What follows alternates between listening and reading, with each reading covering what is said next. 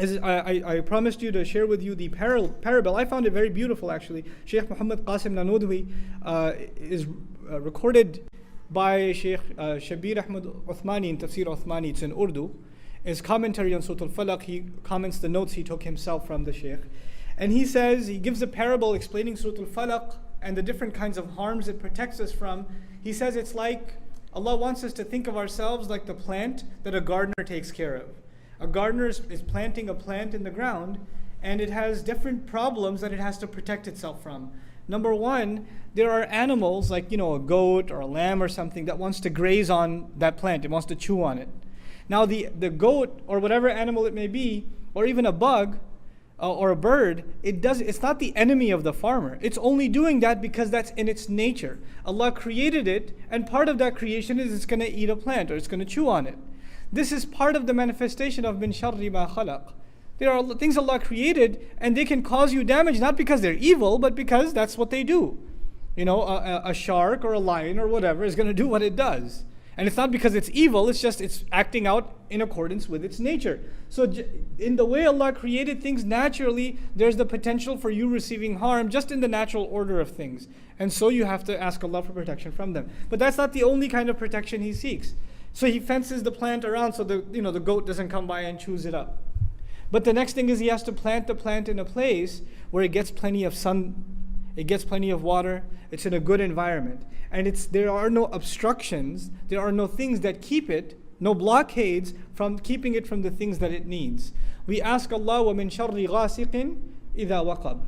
And this ghasaq and waqab, the barrier of dark, keeping you from what you would otherwise have access to in the light of day, is just like that farmer who wants that there are no blockades. There are no obstacles in his path. And the obstacle for the human being clearly becomes the dark of the night. Then he says the third element is that what if you have too much water or too much sun? You get overwhelmed. And the plant, he specifically gave the example of the plant getting buried under snow or getting flooded with water, being overwhelmed from an outside element. وَمِن شَرِّ النَّفَّاثَاتِ فِي الْعُقَدِ. I mentioned to you before, when people, their sorcery is done on them, they feel like they're being suffocated from within. They feel like they are being pressured, or there's this heavy burden inside of them. That's the feeling of someone who magic has been done on. And finally, he protects his garden and his plant from an enemy who wants to harm him. It's not just the elements. It's not just he wants to make sure it gets enough sunlight or whatever. Not just the animals, but there's an actual enemy that wants to make sure his plant is destroyed. How does the surah address this enemy? وَمِن شَرِّ حَاسِدٍ إِذَا حَسَدٍ. So from every angle, just like that plant the gardener wants to protect, Allah Azza wa Jal wants to protect ourselves. And He wants us to seek protection for ourselves.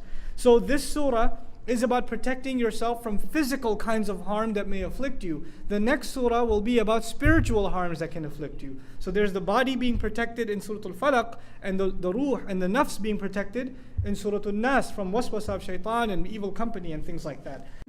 The final comment on this I want to share with you about the hasidun, the people who have hasad against us. Who is on our side? What do you have to worry about? People, Muslims, getting all proud. Man, they have this many weapons, and they have these many agents, and they've got this, and they've got the other, and all this conspiracy theory. Who do you have on your side? قُلْ أَعُوذُ بِرَبِّ الْفَلَقِ. All the darkness on one side, and the one who tears through the darkness and brings light to you on the other side. What do you have to worry about? We have to hold on to this book and seriously believe in it. When it gives us counsel, we have to take it as counsel for us. We can't just take it as empty, just a dars and some interesting knowledge, but go back to our attitude. This is supposed to change our attitudes. It's supposed to change our attitudes. I pray that Allah Azza wa Jal gives all of us the strength to change our attitudes. May Allah make us unified with the Quran. May Allah give us a comprehensive understanding of it. I just want to make two announcements before.